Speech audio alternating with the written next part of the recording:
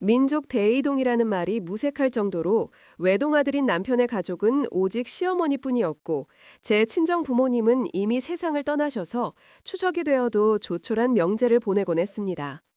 그러다 보니 매년 비슷한 패턴의 일정이 이어졌고 이날은 추석 일주일 전 남편의 고향 선산에 있는 시아버지의 산소에 성묘를 하러 간 날이었습니다. 멀미가 심한 시어머니는 우리나라 최남단의 외진 시골까지 차를 타고 내려가는 일이 쉽지 않아 매년 동행하지는 않았습니다. 가끔 조상의 덕을 봐야 할 때만 성묘를 따라 나서곤 했지요. 올해 시어머니는 자신이 운영하던 재래시장의 반찬 가게를 대형마트에 모두 빼앗겨 분통을 터뜨리던 상황이었기에 성묘에 나서기로 결심하였습니다. 아니, 아버지는 양심도 참 없네. 1, 2년도 아니고 30년을 먼저 가놓고는 하늘에서라도 내가 잘 먹고 사는지 좀 살펴봐야 할 거 아니야. 내가 매년 성묘 안 간다고 삐쳐서 폐악질 벌이는 건지 뭔지. 아유, 속이 좁은지 모르겠어, 정말. 시어머니는 내려가는 내내 묘자리에 누워있는 시아버지에게 잔소리를 쏟아냈습니다. 아, 엄마도 참. 반찬 장사 손님 뺏긴 게 어디 아프냐고. 왜 오만 사람을 잡아. 하긴, 아휴, 꿈에 나타나서 복권 번호도 턱 알려주고 하는 일 다 잘되게 앞길 좀 닦아주면 좋겠네. 시아버지는 돌아가신 뒤에도 편히 쉴 수 없었고 죽어서도 가족들을 위해 뭔가를 해야 했습니다. 그래도 두 분 이렇게 건강한 게 어디예요. 어머니는 소화력도 좋고 이도 튼튼해서 그 연세에도 계란 껍질까지 씹어 드시지. 당신은 겨울에 창문 다 열어놓고도 세상 잔병치도 안 하잖아. 나는 그게 다 아버님 덕이라고 생각해. 시어머니는 저의 대답이 못마땅했던지 불만을 표시했습니다. 뭐야, 정말 효도는 하셨네. 내 시아버지가 감동받아서 무덤에서 벌떡 일어나 눈물 한 바가지 닦고 다시 눕겠다. 저는 시어머니의 속마음을 잘 모르고 눈치 없이 대답했습니다. 아버님이 제 마음을 알아주신다면 그거야말로 너무 좋죠. 얼마나 감격스러운 순간이에요. 그렇게 시어머니의 푸념을 들으며 귀에 딱지가 앉을 무렵 우리는 겨우 묘지에 도착했습니다. 선사는 남편 집안이 대대로 중시해온 풍습에 따라 풍수지리상 명당으로 알려진 허반 산 중턱에 자리하고 있었습니다. 동네에서 헤어 디자이너로 일하는 남편이 시아버지 산소에 대놓고 이야기했습니다. 아빠, 나왔어. 오랜만에 이발도 하고 면도도 좀 하자. 남편의 말에 올해 비가 많이 와서 그런지 머리가 많이 자랐다는 생각이 들었습니다.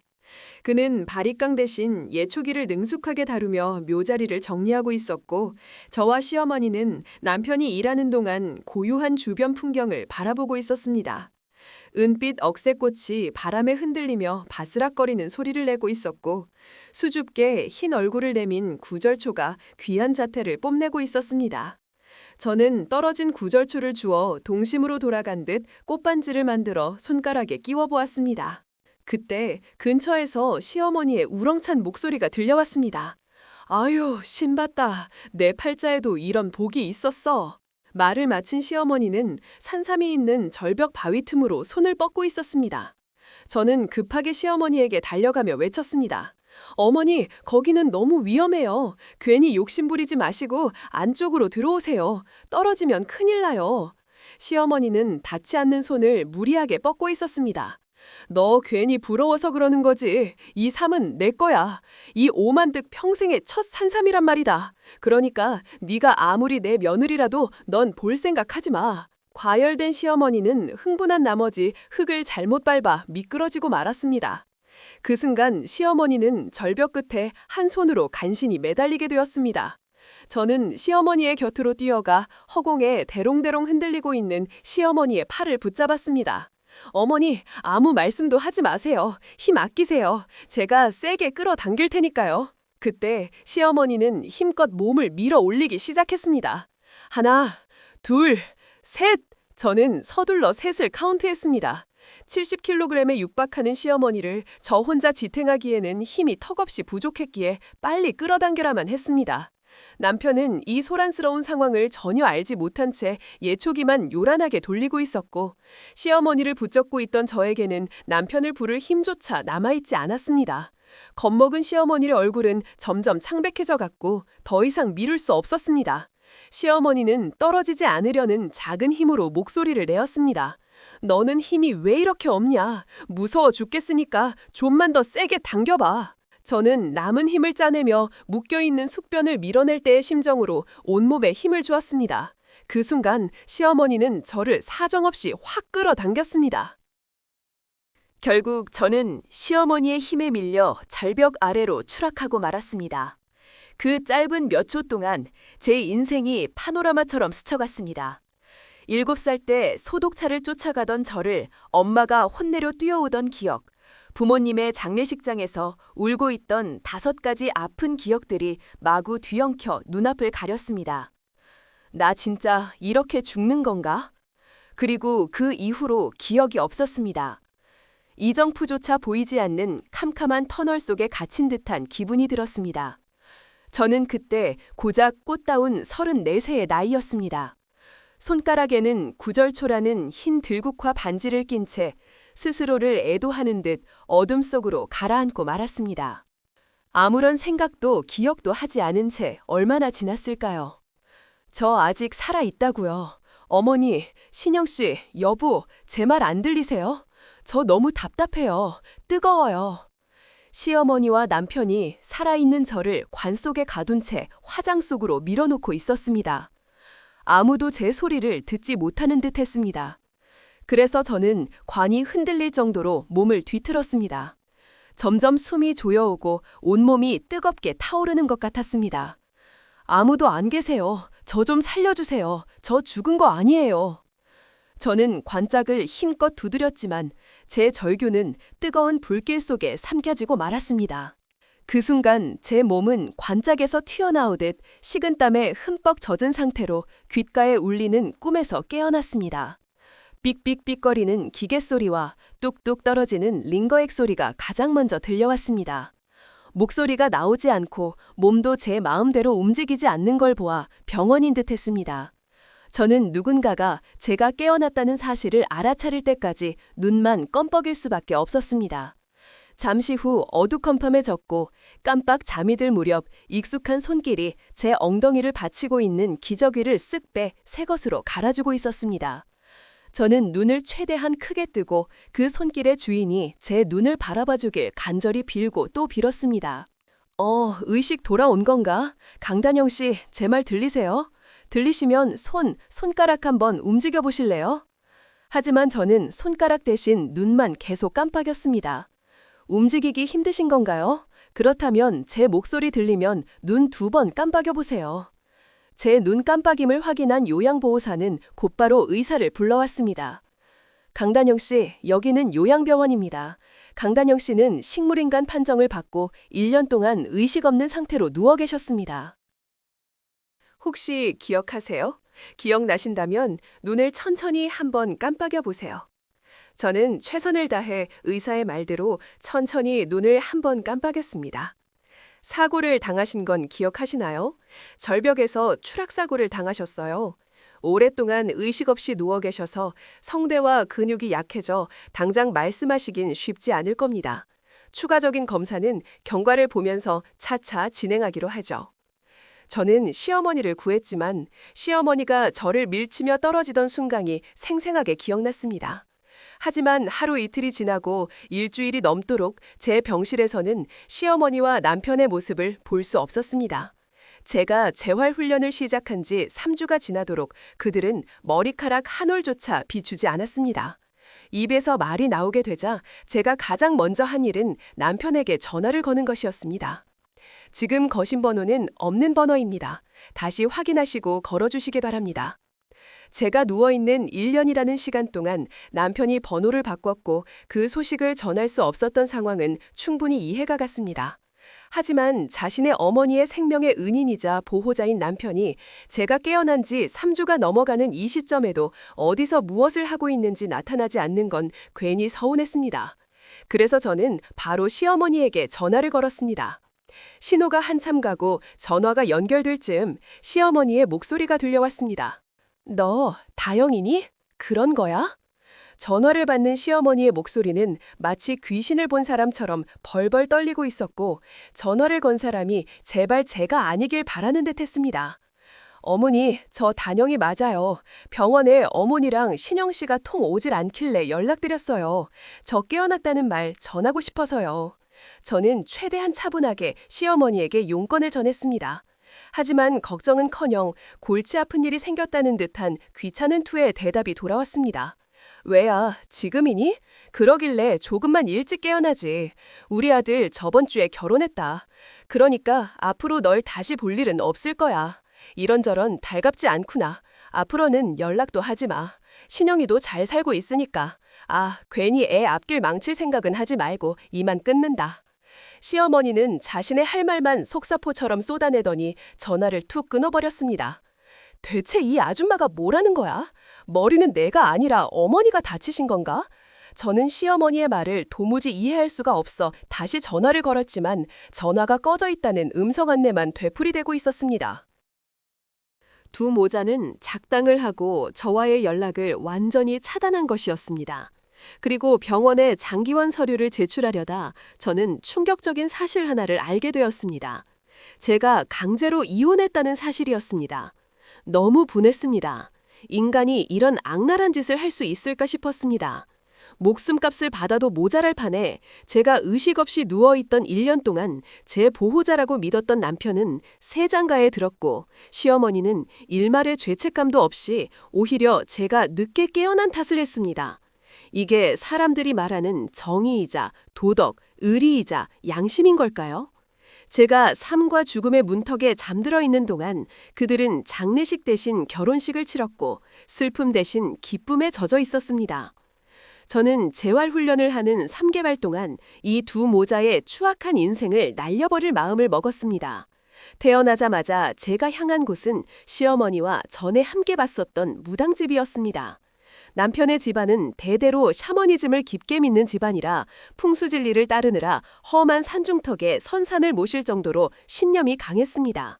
시어머니는 틈만 나면 온갖 유명한 점집을 다 찾아다녔고 남편은 시어머니가 써준 부적을 집안 곳곳에 붙이며 온몸에 지니고 다닐 정도였습니다. 아니, 네가 어떻게 여기 있는 거야? 살아 있었단 말이야? 무당이 저를 보자마자 내뱉은 첫 마디였습니다. 그게 무슨 말씀이세요? 제가 죽었어야 하나요? 제가 되물으니 무당은 언성을 높이며 말했습니다. 경을 칠 네 시어머니가 너한테 무슨 짓을 했는지 알게 되면 억울해서 그대로 죽기는 아까웠을 거야. 그치? 자꾸 무슨 말씀을 하시는 거예요? 제가 알아들을 수 있게 설명해 주세요. 저는 도무지 무당의 말을 이해할 수 없었습니다. 망할 놈이 시어머니가 몇 달 전중에 나를 찾아왔길래 며느리 잡아먹은 년이 감히 여길 어디라고 오냐며 팥을 한 주먹 뿌려내 쫓으려 했더니 시어머니가 놀라서 자빠지면서 글쎄 싹싹 빌더라고. 자기가 어떻게 하면 되겠냐고. 네가 매일 밤 꿈에 나타나서 관짝문을 두드리는 통에 잠을 잘 수가 없다고. 누워있어도 이렇게 괴롭히는데 살아 돌아오면 더 할 거 아니냐고 그러면서 네가 깨어날 가망이 얼마나 되냐고 묻더라. 안 깨어날 수도 있냐고. 헐, 미친, 그래서요? 그러더니 깨어날 가망이 있으면 못 깨어나게 할 방법도 있을 거 아니냐고. 굿이든 부적이든 뭐든 하겠다고 하길래 내가 물 한 바가지 끼얹으며 정신 차리라고 하고 이 집에서 쫓아냈지. 나는 사람 해치는 건 죽어도 못한다고. 그런데 말이야, 다른 집에 가서 너 못 깨어나게 할 부적을 썼다는 얘기를 건너서 들었어. 네가 부모한테 물려받은 재산도 탐냈을 거야. 그것 꽤 되지? 저는 평소에 신점을 믿지 않기에 무당의 말이 크게 와닿진 않았습니다. 어디서부터 어디까지가 진실이고 무엇을 믿어야 할지 도무지 감이 잡히지 않았습니다. 하지만 시어머니가 제 추락사고와 관련해 챙기는 부분이 있었다는 것만은 분명해 보였습니다. 제 시어머니가 확실한가요? 아, 그렇다니까. 저번에 너랑 시어머니 왔을 때 내가 한 말 기억 안 나? 네 시어머니 박스니까 거리 두고 살려고 했어, 안 했어? 그리고 사고 쳐도 도와주지 말랬잖아. 명줄 짧아지기 싫으면. 아, 그땐 시어머니 스타일이 그냥 딱 봐도 세고 계속 앓는 소리 하는 타입이니까 때려 맞춘 줄 알았죠. 그때는 무슨, 지금도 넌 내 말 안 믿잖아. 안 믿으면서 우리 집 찾아온 건 시어머니가 무슨 꿍꿍인지 동태 살피러 온 거고. 저는 뜨끔했습니다. 무당이 제 속을 꿰뚫어 봤기 때문이었죠. 그래서 원하는 게 뭐야? 원하는 건 없어요. 근데 시어머니가 제일 무서워하는 게 뭔지는 알고 싶어요. 왜냐면 제가 복수할 거거든요.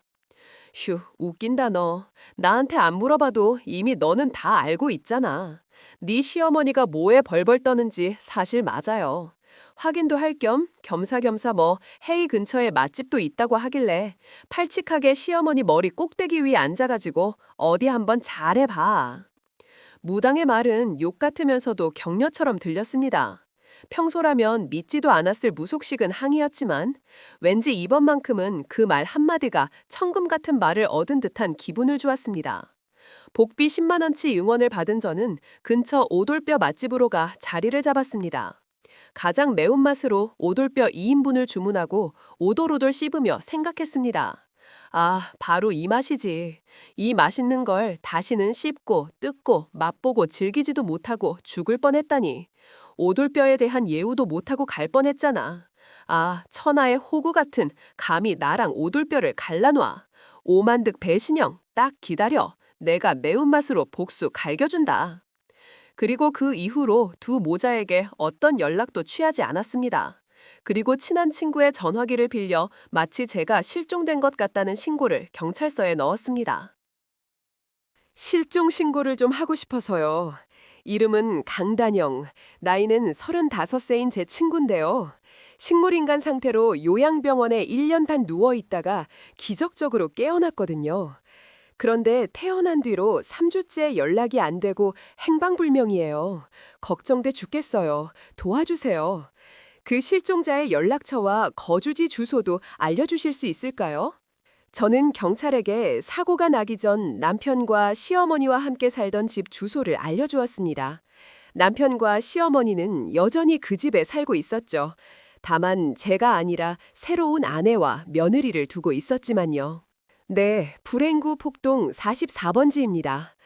근데 제 친구가 사실 누워있는 동안 남편이 그 집에서 새 살림을 차렸다고 하더라고요. 그래서 제 친구 거주지 주소를 거기로 말씀드려도 되는지 모르겠네요. 예, 그게 무슨 소리십니까? 말 그대로예요. 제 친구가 시어머니를 구하다가 사고를 당해서 병원에 누워 있었거든요. 아휴, 근데 고세를 못 참고 급하게 그랬다네요. 아, 이런 싸가지 없는 놈을 봤나. 저희가 상세히 조사해 보겠습니다. 경찰은 실종 신고를 조사하기 위해 오만 배신형 두 모자가 있는 집으로 향할 것이고 시어머니는 제가 깨어나지 않도록 부적을 썼다고 했으니 제가 퇴원 후 어디 가서 죽었다고 생각할지도 몰랐습니다. 저는 이 점을 적극 활용해 판을 짜기 시작했습니다. 시어머니가 가장 무서워하는 것은 샤머니즘이었고 시어머니가 흔들리면 남편까지 덩달아 흔들릴 것은 불보듯 뻔했습니다. 어서 오세요. 오늘은 어떤 머리 하시러 오셨어요? 저 머리를 더 부스스하고 칙칙하게 가능할까요? 귀신처럼 보이고 싶어서요.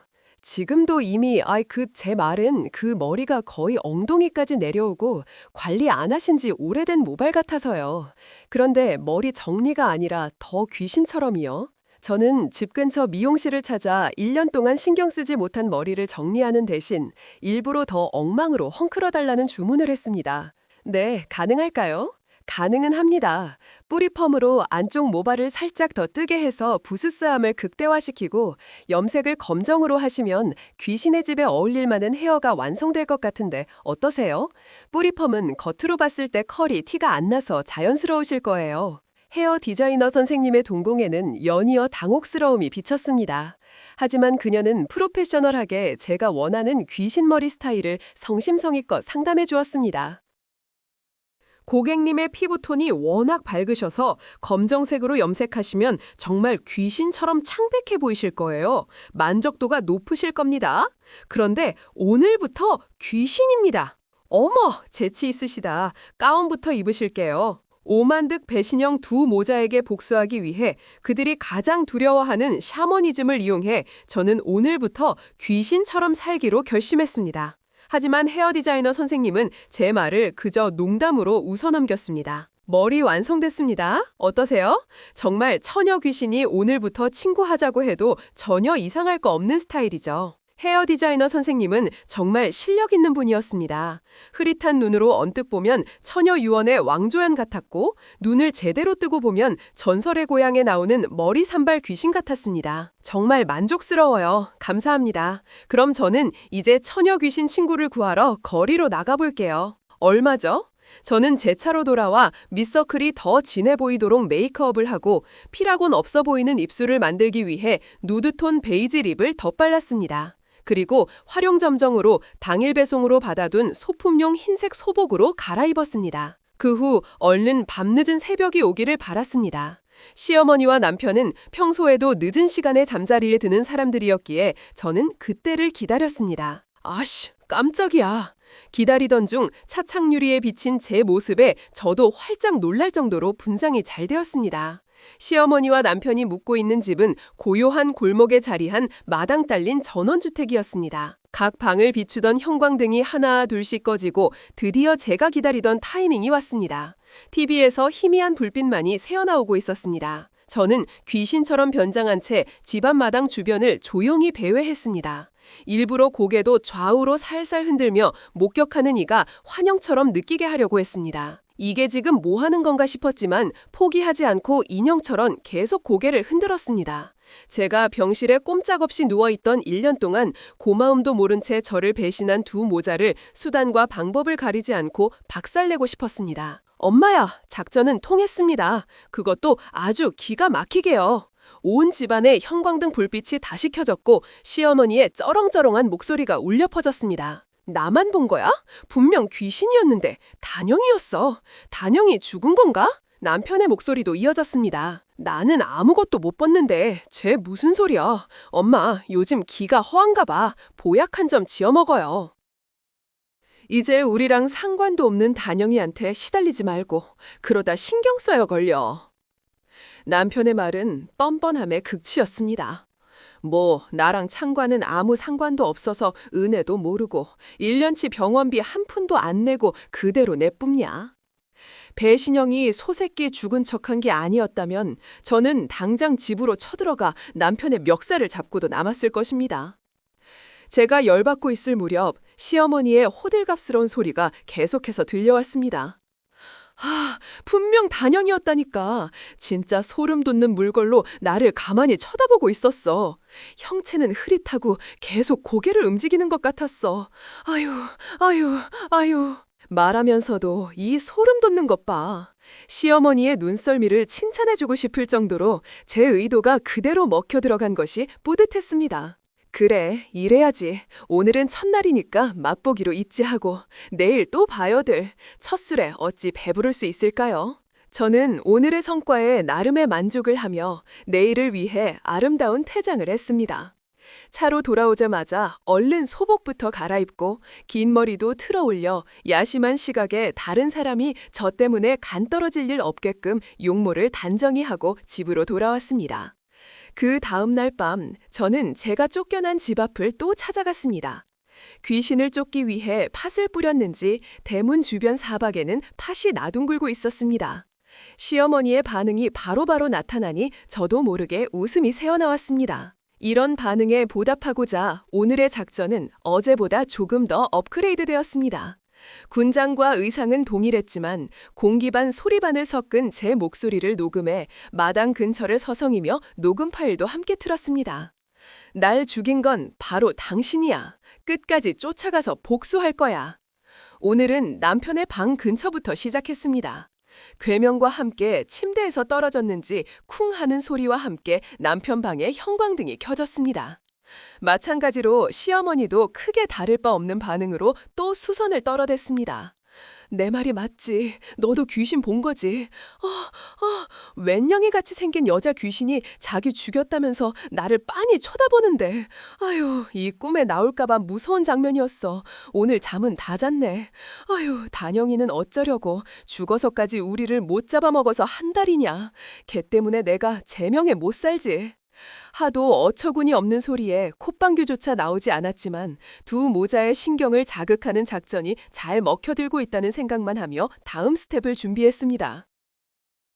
그날 밤 그 집은 새벽 동이 틀까지 불을 끄지 않았습니다. 어디 한번 안녕히 주무셔 보시던가. 저는 집에서 다음 작전을 준비하며 자정이 가까운 시간에 다시 그 집을 찾아갔습니다. 대문에는 큼직한 부어대가리가 걸려 있었습니다. 저는 괜히 부어대가리를 한번 째려보며 비를 걸었습니다. 뭘 봐 눈까? 네가 지금 눈에 뵈는 게 없지. 나도 마찬가지야. 부어는 아무 데도 없었습니다. 그 점이 마음에 들었으므로 저는 인심스러운 부어를 그냥 지나쳐 오늘 준비한 작전을 묵묵히 수행했습니다. 오늘 저는 분장을 하지 않았습니다.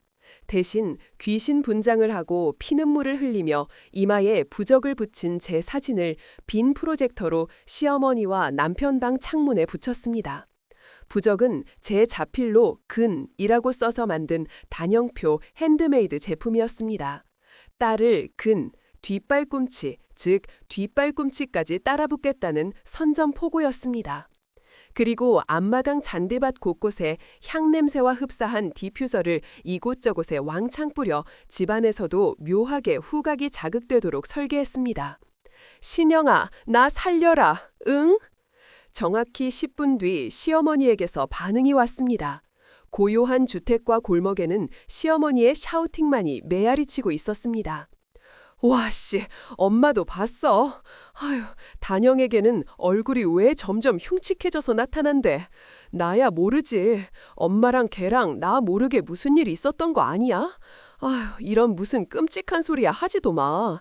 얘는 왜 죽어서까지 사람을 들랴? 들기름 주라. 그러게나 말이다. 무슨 원한 며칠 게 크이 많아서는. 엄마 귀신이 들고 있던 부적 봤지? 뭐라고 써져 있었어? 혼이 나갔는데 그것까지 볼 정신이 어디니? 경찰은 그때 실종 신고 조사할 때 말고 다른 연락은 없었는데 진짜 죽은 건가? 저는 혼잣말을 속닥거렸습니다. 이 아줌마야, 내가 누구 좋으라고 얌전히 죽겠어. 절대 그렇게 못하지. 저는 영역을 좀 더 넓혀서 다음 코스를 밟아나갔습니다. 지난 작전의 피드백을 반영하자면 시어머니가 제가 쓴 부적 글씨를 못 읽었다는 부분이 살짝 아쉬웠습니다. 그래서 이번에는 더 큼직하게 한글로 메시지를 제작했습니다. 나 아직 여기 있어. 나야 강단영이라는 문구를 빨간 물감으로 써서 집 주변과 앞마당에 전단지를 살포하듯 뿌렸습니다. 아니, 그 신영엄마 강단영이 그 자기 전면을 아니야. 이런 무서운 전단지가 온 동네에 날아다니던데?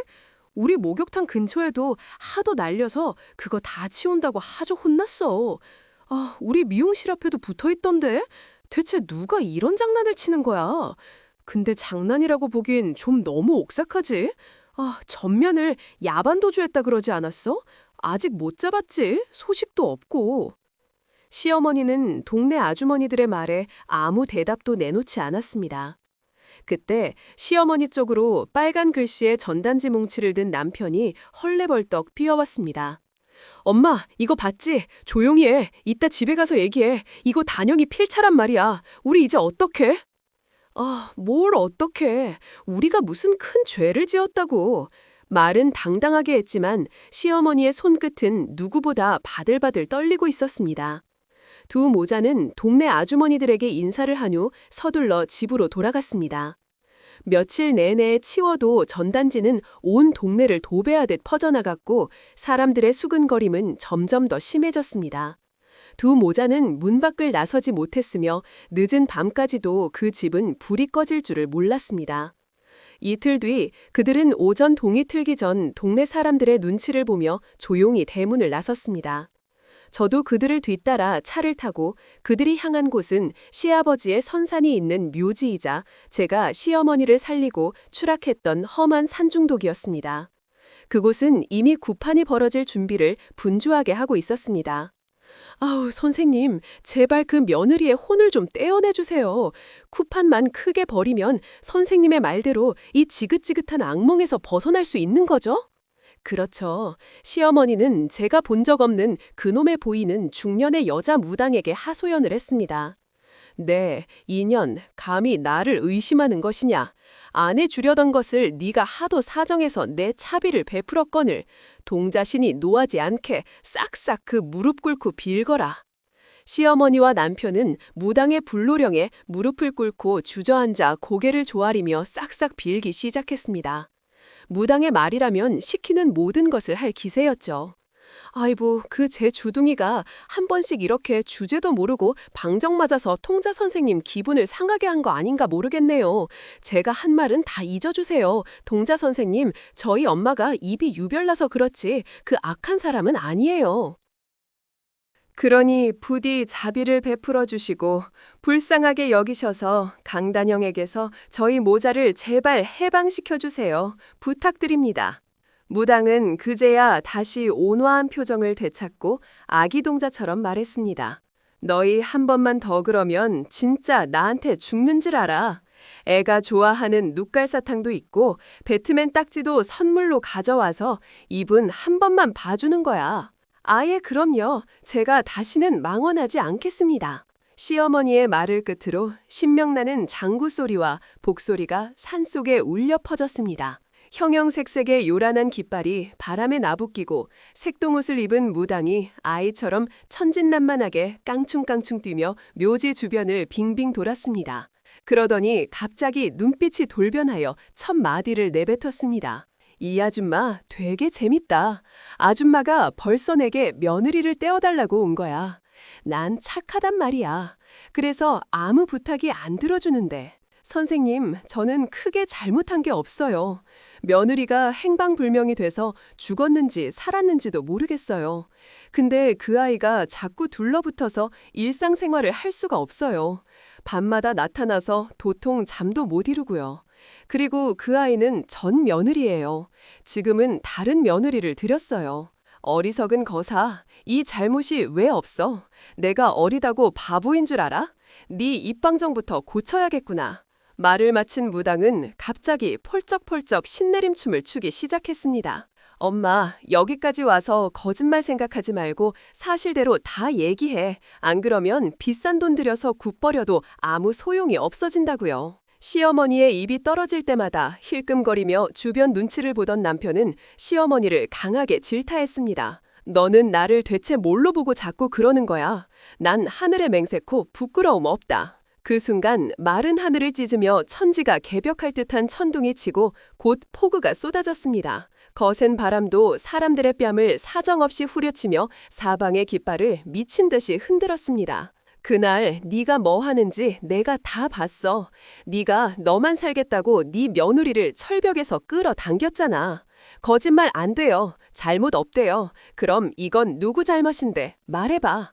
무당은 어린아이처럼 깔깔거리더니 곧 꼬장을 부리며 매서운 작도 위로 올라가 살리를 시작했습니다. 이건 살리가 아니야. 너의 제풀이야. 그리고 아들놈이라고 하나 있는 건 자기 처가 지혜미고하다 떨어져 죽을 뻔한 것도 모르고 그 새를 못 참아서는 못생기고 나이만 어린 여자랑 결혼했어. 너보다 내가 키우는 바둑이가 더 사랑 같아. 나는 무당이 제 대신 할 말을 다 해주었으므로 더 이상 묘비 앞에서 비를 쫄딱 맞은 채 그들을 지켜볼 이유가 없었습니다. 한 발 또 한 발 무당의 구판으로 조심스럽게 걸음을 옮기자 제 모습을 본 시어머니와 남편은 아연실색하며 그대로 개거품을 물었습니다. 저자, 그 단영이가 쿠판까지 우릴 쫓아. 통자 선생님, 천지신명님, 제발 저 좀 살려주세요. 제 눈앞에서 열리는 그 강단영이 좀 치워주세요. 왜 또 나타난 거야? 왜? 기침했으면 됐잖아. 귀신 됐으면 곱게 저승으로 가, 제발. 이래봤자 너나 나는 아무 도움도 안 돼. 죽은 거나 다름없는 여자 대신 세장 가는 게 죄야. 두 사람은 아직 꿈인지 생시인지 구별하지 못했고 여전히 단영의 귀신에게 시달리고 있었습니다. 배신형, 그 입 다물어. 혼 앞에서 함부로 짓거리면 너 진짜 큰일 나. 단영이가 너한테 얼마나 배신감을 느꼈으면 그게 죽어서도 저 사상편이 못 가고 저렇게 이승을 떠도는 거니?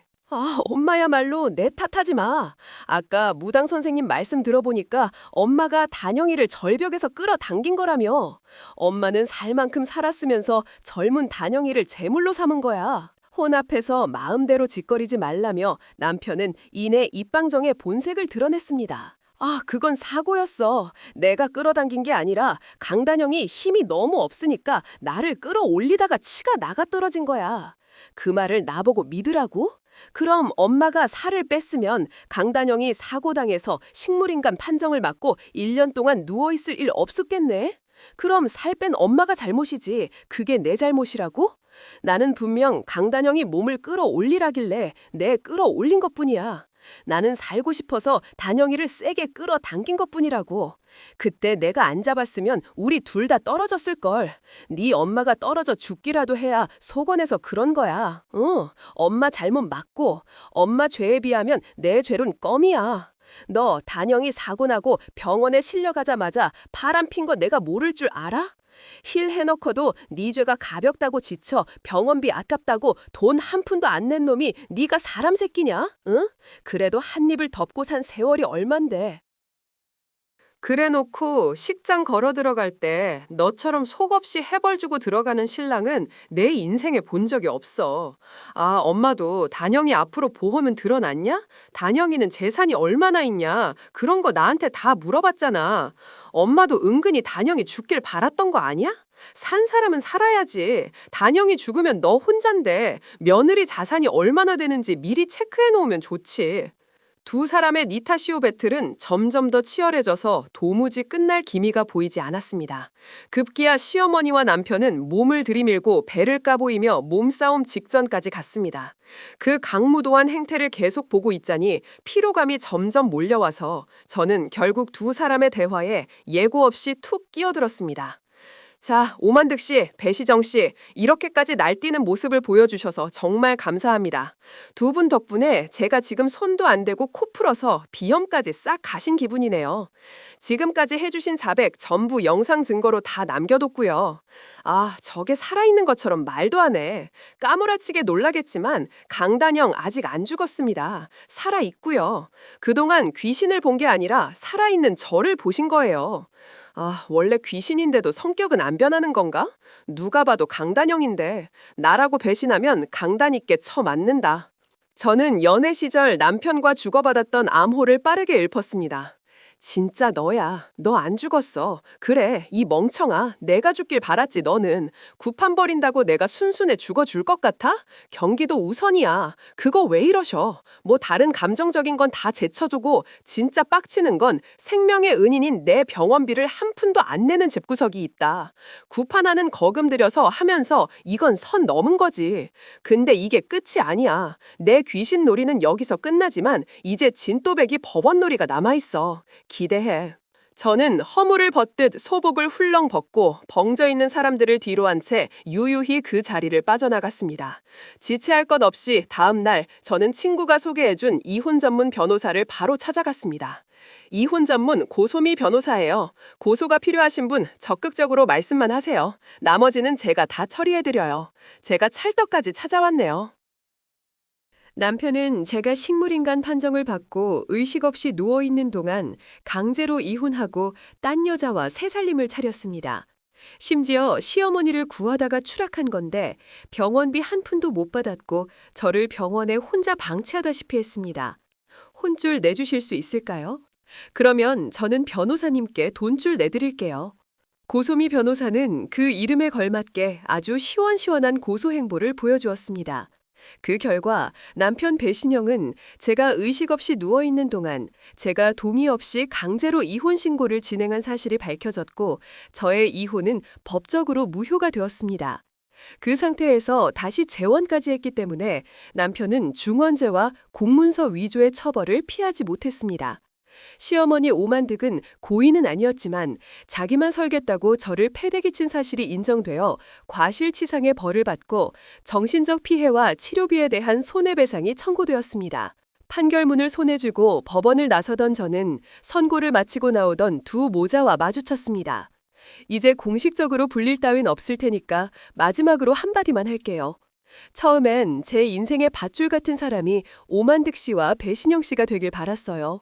썩은 동압줄이란 걸 깨닫기까지는 얼마 안 걸렸지만 그래도 절벽에서 저는 오만득 씨가 저에게 튼튼한 밧줄까진 아니더라도 호박쿨 하나쯤은 던져줄 거라는 믿음이 있었는데 죽음의 문턱까지 갔다 와 보니 알겠네요. 제 생각이 얼마나 어리석었는지요. 그리고 배신영 씨, 사랑이 이렇게 더럽게 끝날 수도 있다는 걸 깨닫게 해줘서 고맙고, 가족의 품이 모두 다 따뜻한 건 아니라는 걸 깨닫게 해줘서 고맙고, 또 배신은 배려와 이기심의 종이 한 장 차이라는 사실을 알게 해줘서 고맙고, 마지막으로 내가 일말의 미련도 가지지 않게 네가 나쁜 놈이라는 걸 증명해줘서 고맙다. 뭐 고맙다고 계속 말하고 있지만 이건 사실 멋있어 보이려고 하는 말이야. 나는 네가 평생 후회 속에서 살길 기도할 거야. 나 같은 사람도 친걸. 두 사람은 아무 말이 없었습니다. 이렇게까지 말이 없는 두 사람의 모습을 마지막으로 천천히 눈에 담고 저는 그들의 세상에서 무사히 건너왔습니다. 그리고 석 달이 지났습니다. 그동안 저는 평온한 일상을 보내며 제가 1년 동안 신세졌던 요양병원을 시작으로 주말이면 다른 병원까지 봉사활동을 다녔습니다. 봉사활동을 왜 시작했냐고 물으신다면 과거에 저처럼 길고 어두운 터널 속에 갇힌 사람들에게 할 수 있다고 끊임없이 말해주고 싶었기 때문이었습니다. 그렇게 지내던 어느 날 서울 금교의 한 정신요양병원으로 봉사활동을 나갔습니다. 그곳에서 어디선가 익숙한 목소리가 들려왔어요. 저리 가! 자꾸 저기서 누가 나를 쳐다보고 있어. 엄마, 너무 무서워. 쟤 좀 치워줘. 만들기도 무서워서 싫어. 네가 치워. 네가 남자잖아. 엄마는 엄마잖아. 내 인생이 누구 때문에 망했는데 다 너 때문 아니야. 네가 정신 똑바로 차리고 살았으면 나까지 여기서 이러고 있었겠어. 내가 엄마 때문에 이 지경이 된 거잖아. 엄마가 엄마 노릇을 제대로 했으면 이런 일도 없었을 거 아니야. 잠시만, 엄마, 방금 그 소리 들었어? 왜 쟤네는 맨날 나한테만 이러는 건데? 두 사람의 동공은 역시나 간듯 풀려 있었고 아무도 없는 허공에 손을 휘저으며 마치 누군가를 쫓는 사람들처럼 행동했습니다. 그들은 여전히 헛것을 보고 환청을 들으며 무너져 내리고 있었습니다. 스스로 저지른 죄와 공포에 서서히 잠식되어 두 사람은 결국 현실과 환상의 경계를 구분하지 못했습니다. 오만득 씨는 신발을 거꾸로 신고 단발의 짧은 머리를 양갈래로 딴 채 어린아이처럼 행동했고 배신영 씨는 말끝마다 눈물을 터뜨리며 울보가 된 줄 알았는데 갑자기 웃음을 터뜨리곤 했습니다. 저 두 분은 무너진 사이예요. 어머님은 심리적 방어 기제로 인해 퇴행하고 아드님은 불안정한 자아가 여러 증세를 불러일으켰죠. 저런 증세는 어떨 때 나오는 건가요? 보통의 경우에는 본인이 감당하기 어려운 상실을 겪거나 큰 죄책감을 지는 분들이 그래요. 현실을 받아들이지 못하면 무의식이 스스로를 지키기 위해 거짓된 세계를 만들어내기도 하거든요. 그래서 저기 저 어머님처럼 어린 시절로 도망치거나 아드님처럼 현실과 환상을 구분하기도 하죠. 두 사람은 끊임없이 자기 세계를 부정하면서 스스로에게 벌을 주고 있는 거네요. 그 고통은 아마 상상도 못할 만큼 클 거예요. 지금 그들의 머릿속에 펼쳐진 세계는 과연 어떤 세계일까요? 아마 그곳에서도 그들은 서로에게 죄와 벌을 주고 미움과 증오를 되풀이하고 있을까요? 부디 하루빨리 그들의 세계가 온전해지길, 사랑이 있었던 세계로 돌아갈 수 있길 바랍니다. 그리고 1년에 하루쯤은 따뜻한 날이 있다는 것을 느낄 수 있기를, 그래서 다시 자심을 회복하고 제대로 살아갈 기회가 주어지기를, 더 이상 세상을 탓하지 않고 스스로를 돌아볼 수 있기를 바랍니다. 제가 오만득 씨와 배신형 씨를 위해 가질 수 있는 마음은 이 정도였습니다. 그들과 저의 세계는 많이 달랐지만 저는 저만의 세계를 지키기 위해 하루하루를 열심히 살아가야 했고 앞이 캄캄한 긴 터널에 또 한 번 갇히게 된다 하더라도 자동차에 미세한 불빛이 보일 때까지 엔진이 지나간 자리에 따뜻한 운기가 느껴질 때까지 기다리며 걸어나갈 용기를 가지고 저는 또 저만의 일상과 세계로 돌아와 조금 더 단단해지려 합니다.